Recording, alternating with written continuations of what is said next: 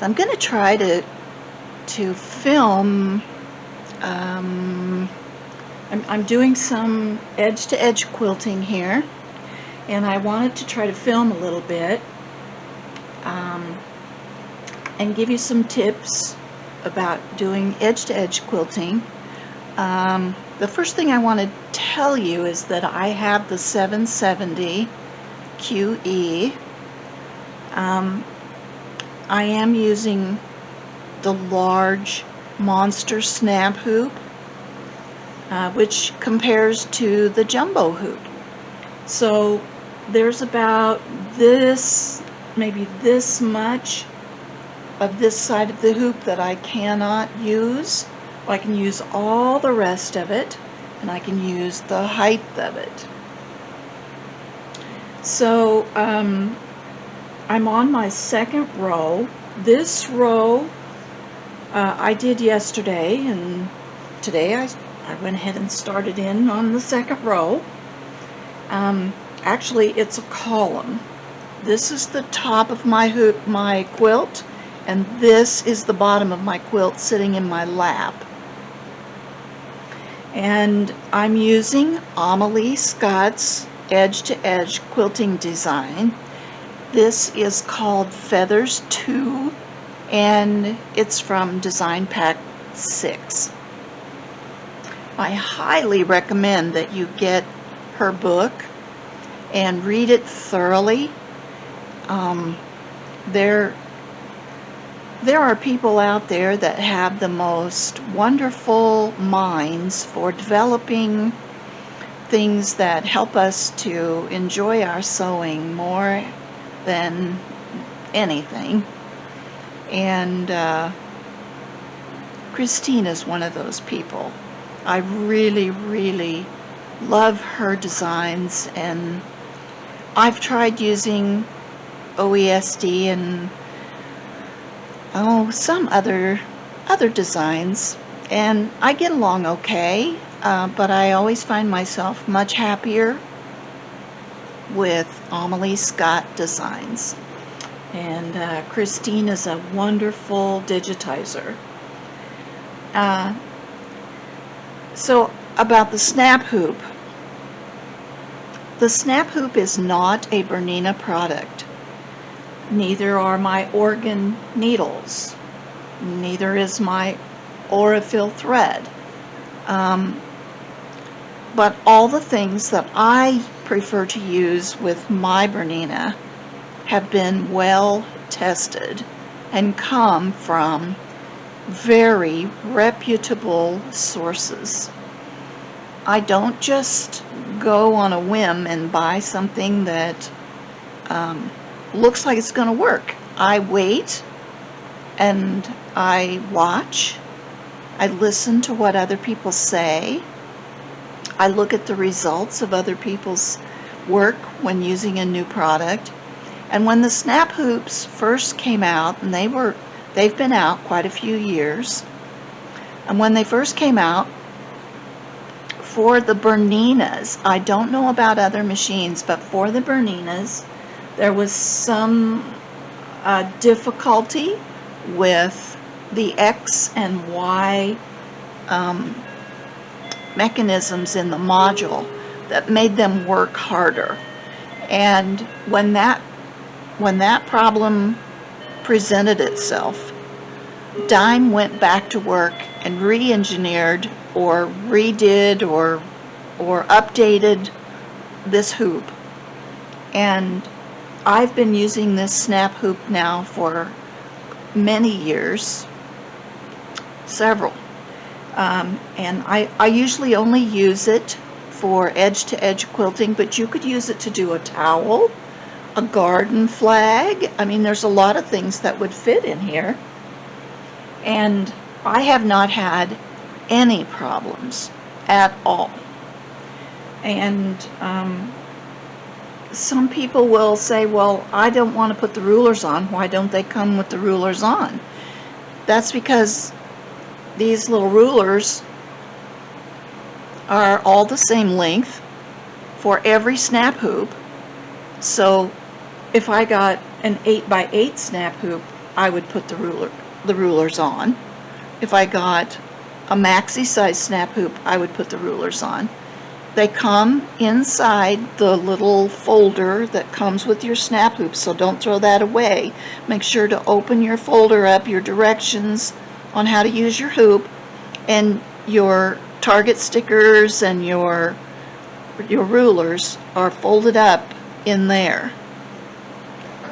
And be sure, I use my rulers, not as much as I use my vision to look for straight angles on my quilts, but I do use my rulers off and on. And something else that a good many edge-to-edge quilters do is they lift their snap hoop up. You see how strong it is? It's very strong. When they're ready to move their quilt onto the next position, and they'll put it up over their machine like this. I never do that. I haven't ever thought that that was a good idea. Sometimes I'll slide it over and rest it here on my module, on the arm of my module, but almost always I slide it off. See how I'm sliding it? And I'm just going to slide it off of here. It just will slide right off. See it coming off? And then I lean it, I set it on the floor and lean it up against the leg on my sewing machine table. And now my quilt is free. I can do whatever I need to with it. I think I might need to snip a bobbin thread under here before I can move on. I'm ready to move on to the next section, to quilt. And you can see that my start button is red. It won't let me stitch or go anywhere because it just finished this design. So I need to tell it here on my screen that I'm ready to go again. So I'm going to touch the green check mark, and now I'm green here. I can go, and I'm ready to realign my quilt. The main thing that people have quite a bit of trouble with is drag. So we're going to talk about drag when I get lined up here. When I do edge-to-edge quilting, this is just printed off from my printer. Typically, in the past, I stitched this out on lightweight interfacing for garment sewing. But I discovered that I can just print it out because I have Embrilliance software, and I think any software would do this, but Embrilliance will print out at actual size. So this is the actual size of my design. You can see the feathers and leaves and swirlies on here. I hope you can. And this is the large size. All of Amelie Scott's designs come in a small, medium, and large. So I am going to line up. This is where I'm going to start, and over here is where my design stops. This is where it stops. This is where it starts, and it will do that every time. So I have to find the next place, which is down here, where I need to line up my starting spot so that my quilt will look like it has been quilted on a long arm. That is the whole purpose of edge-to-edge quilting. Not just that you can quilt with your home sewing machine, but that it looks like it has been professionally quilted with a long arm. And I'm lining this up. You see me looking? I'm looking to see that this starting point is lining up with the last stitch on this side. I've already stitched this, and I used to always stitch in rows, but this quilt is a panel, and so I'm stitching it in columns. And I want to make sure that I don't go too far up, and my lining up my design will help me with that. So I do still have to use a template. It's just paper and not interfacing. And I'm going to pin this template on here so that it's straight and so that it will stay in place. So there is my template, nice and straight on my quilt. And I'm going to come down here and get to the beginning, which is the end on this one, but the beginning on this new. So all I have to do is just slide my quilt along. I don't have to get up out of my chair or go, you know, lay my quilt out on a table and figure it out, which is what I used to do before I got my snap hoop.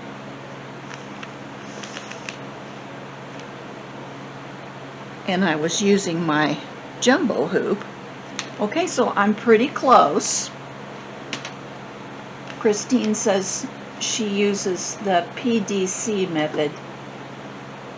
Pretty darn close. So there my needle is in the position for the first stitch, and I'm very gently, I'm going to make sure that my quilt doesn't have any wrinkles or rumples, and then I'm going to raise my needle up. Now some edge-to-edge quilters will put their needle down and leave it down and then position their quilt, and that scares me a little too much. I don't think I would want to do that. So now I'm ready to put the top of my snap hoop back. So I am going to, you know how I slid it off, and now I'm going to hold my quilt here at the bottom, and I'm going to slide it back on. And one thing that is very, very important with snap hoops is that you always have the hoops, the lower and the upper, lined up. This cannot be, this has to sit directly on top of the bottom hoop. Otherwise you can run over your hoop with your machine and ruin it. You can ruin your machine, ruin your hoop. Be a very costly repair, I would imagine. So now I'm just a couple stitches off, and I'm too high, so I'm going to just adjust my quilt. And I'm making sure there are no wrinkles, and then I've got it nice and taut in my hoop. And let me see, I'm like one stitch off. One stitch. And now I could use my positioning knobs.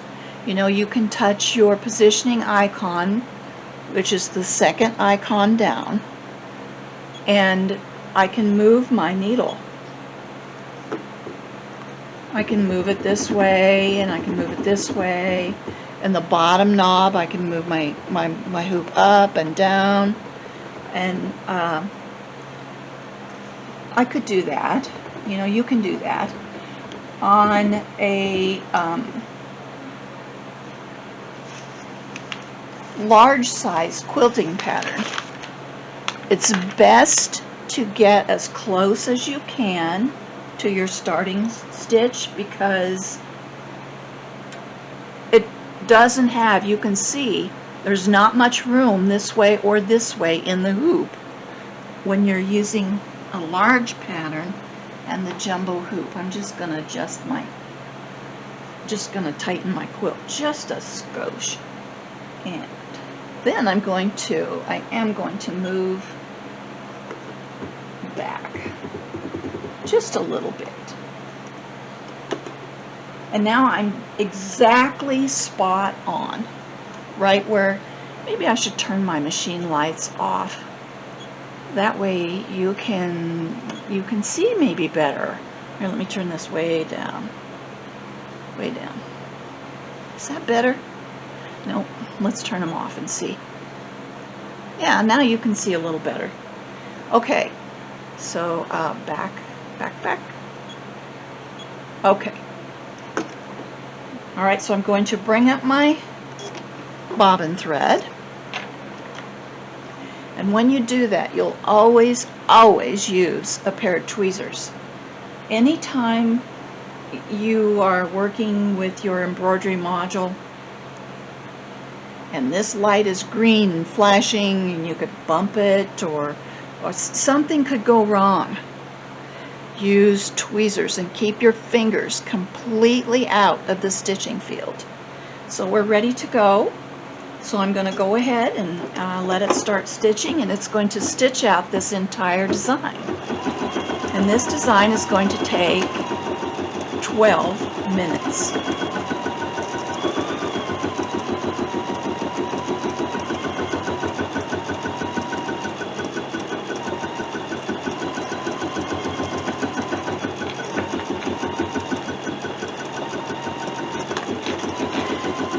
All of Amelie Scott designs have a tie-off stitch at the beginning and the end. So if you didn't want to knot your threads, you know, pull them to the back on your quilt and knot your threads and then bury them, you could just snip them. I used to knot them and bury them, and now I do leave a tail, both the bobbin and the top thread, at the beginning and at the end. But I just thread a needle and I just bury the thread now. I don't make a knot because it's already tied off. I just put the threads into the batting. And when you are, when you're doing, I said I'd talk a little bit about quilt drag. There is something, a weightless quilter thing that you can get from the same place that manufactures the snap hoops. I don't have one. I've never had one. I just sort of lay mine up, and it just rides along on the module. And anything that's hanging over, I keep in my lap, or I hold it up, or I put it over my shoulder. And I have a big enough table on the other side of my machine that my quilt is well supported on the other side of my table. So now all we have to worry about is making sure that we don't catch something in here. And there is a guard that you can get to put on your snap hoop. It goes on this side. It kind of sticks up and keeps your quilt from getting in there. And snap hoop people, they don't pay me anything. They didn't give me this hoop. I'm just sharing with you. I buy all my stuff. Nobody sponsors me. And I'm just sharing with you, like I always do. Because I love you.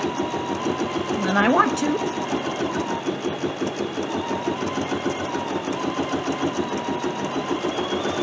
So Amelie Scott designs, they come with two templates, an A and a B. A is going to be your first row down the center of your quilt, your first column from the top of your quilt to the bottom of your quilt, not side to side.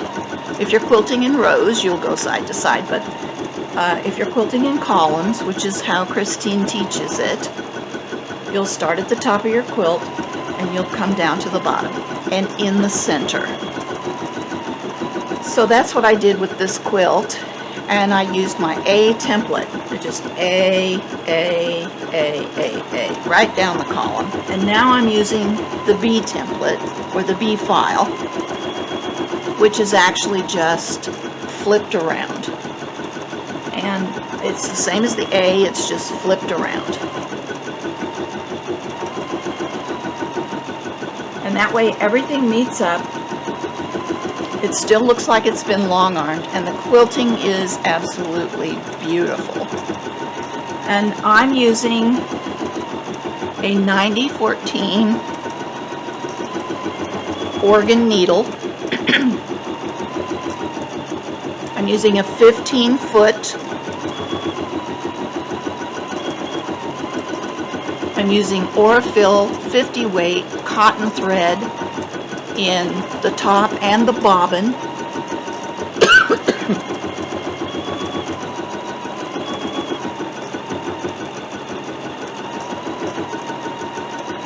My black bobbin case. I'm not using my yellow bobbin case today.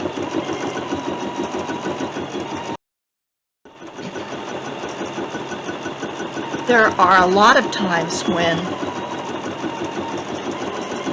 you would use your yellow bobbin case for machine quilting,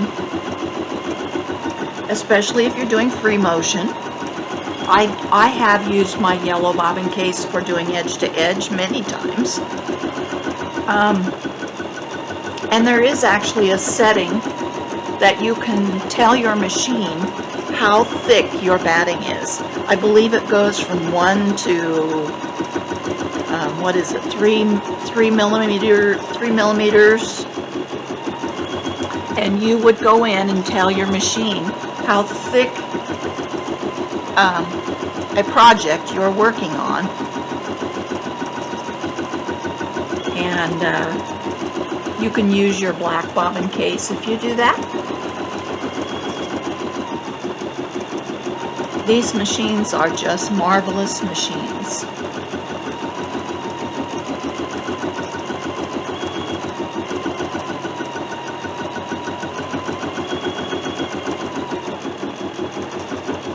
So I have 3 minutes left on this design, and when I get to the end of it, I will be back. I'm going to go off camera, and I'll be back, and we'll move the hoop again so you can see one more time how I reposition my quilt and move the hoop.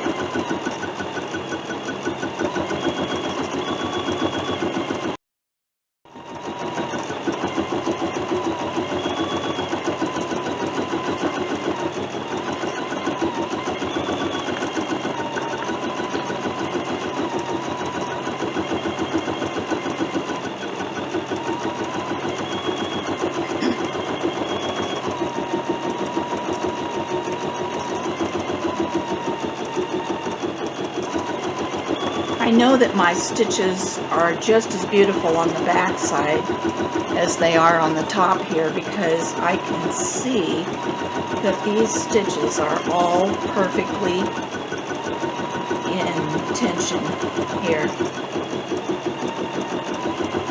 But when I'm at a beginning or sometimes the end, I do check. I do take a look just to make sure everything's going good on the back.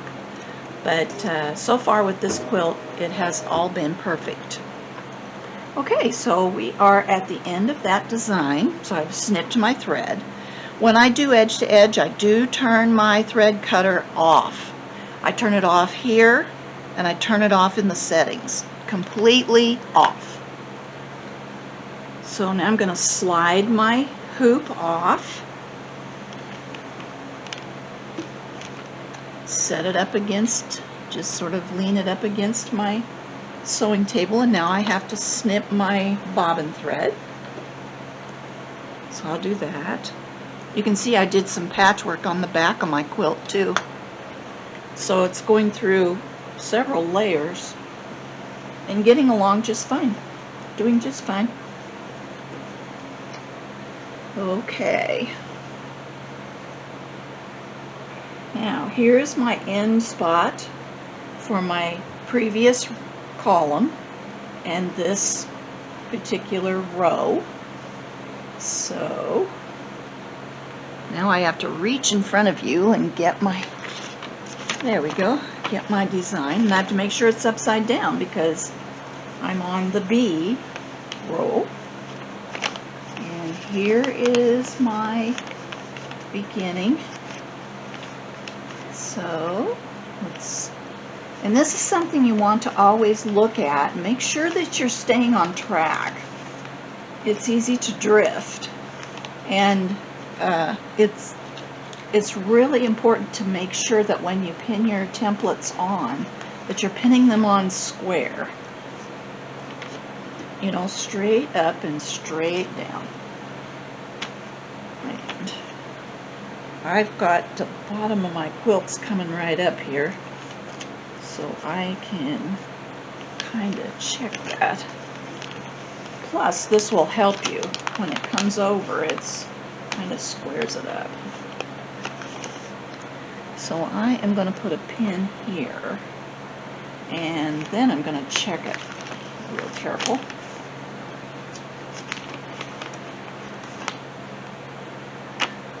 So I think it needs to go over this way a little bit. See how I'm just kind of squaring it up? So, put a pin here. And remember before when I said my start button is red, so I can't go until I tell the machine I'm ready to stitch the next design. And so I'm going to hit the green check mark here, and now I can do the next design. And it's at the beginning. It has moved the hoop to the position of the first stitch, and so now I'm going to do exactly what I did before,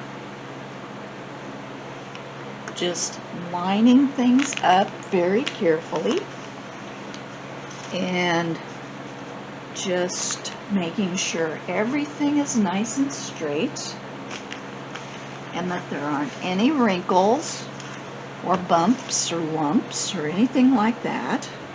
And now I'm going to take my top of my snap hoop and just set it on, and I'm only touching the magnetic bottom hoop with these two corners here, and I'm holding here,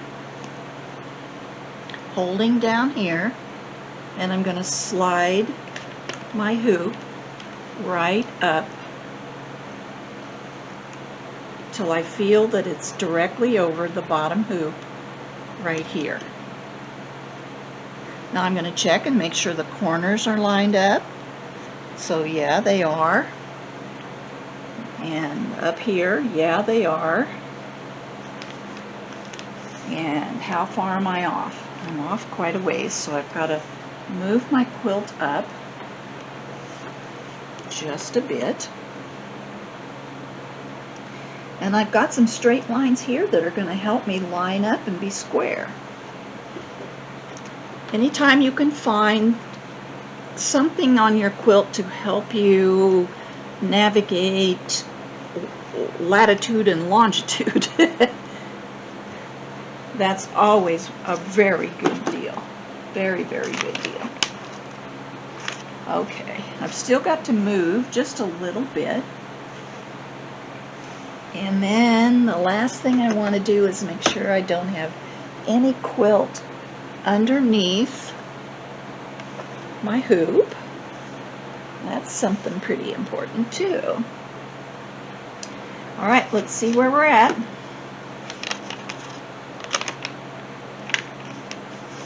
Pretty close, just a little more. A little bit more. And now we're ready to do the fine tuning.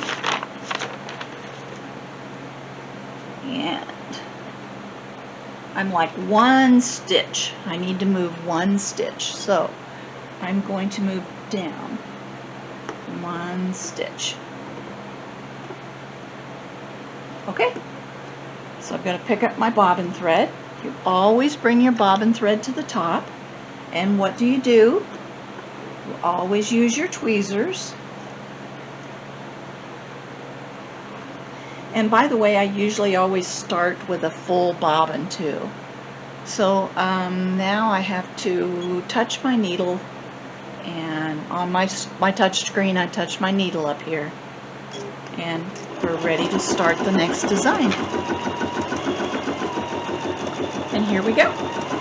And I basted my quilt. I have probably 6 or 7 rows of long basting stitches. I don't have any pins in it. I did not spray it with anything. I basted it with my machine, and I think it's stitch 4, maybe? Stitch 4 on my basic sewing screen. It takes a stitch and then it hops along for several steps with the dual feed, and then it takes a stitch. These stitches are really big. These basting stitches are really big. I can put my fingernail clear under them. So here again, I've got my quilt kind of riding along, no drag. There's not much left down here on the bottom. And I have two more columns to do, and I have half the quilt done.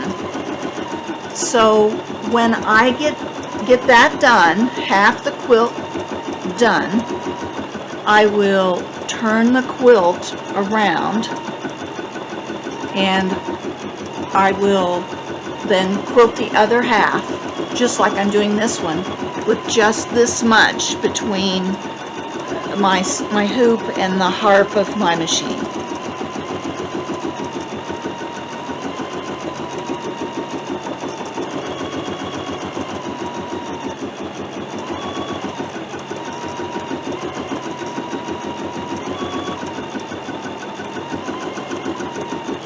So I hope this gives you some information and some ideas about how you can quilt using your embroidery module and Amelie Scott Designs. You don't have to have a snap hoop to do this. You can use your regular hoops. And if you're more comfortable with the Bernina hoops, go for it. I mean, it's okay. It's all fine.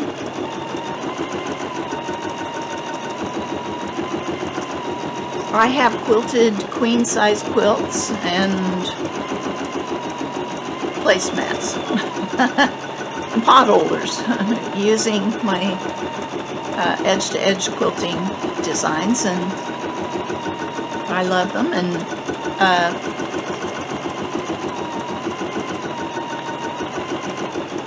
everything always turns out just fine and just as pretty as can be.